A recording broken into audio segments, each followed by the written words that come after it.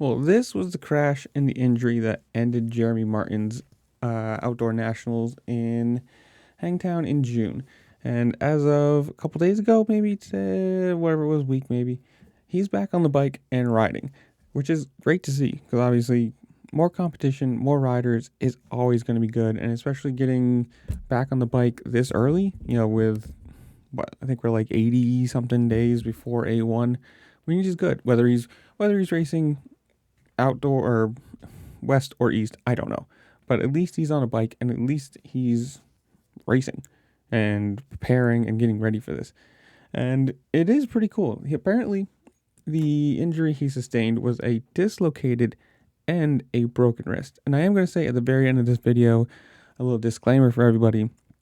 There is a couple pictures that he posted on Instagram of the scar or the incision that he had to have for the surgery. So if you don't want to see those, don't watch all the way to the end, but they're there.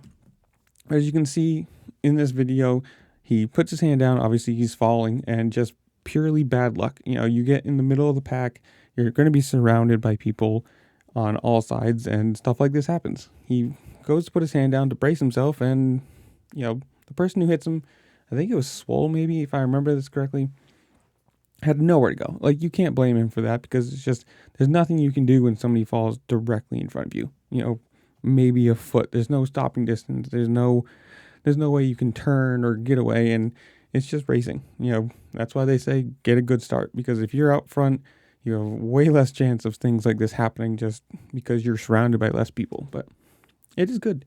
He did say, quote, "This injury was a tough one, lots of damage, but I'm officially back on the Club MX Yamaha and ready to build for the 2024 season. Thank you to everyone who helped to get the train back on the tracks." So here's the pictures again if you don't want to watch them, but they're here.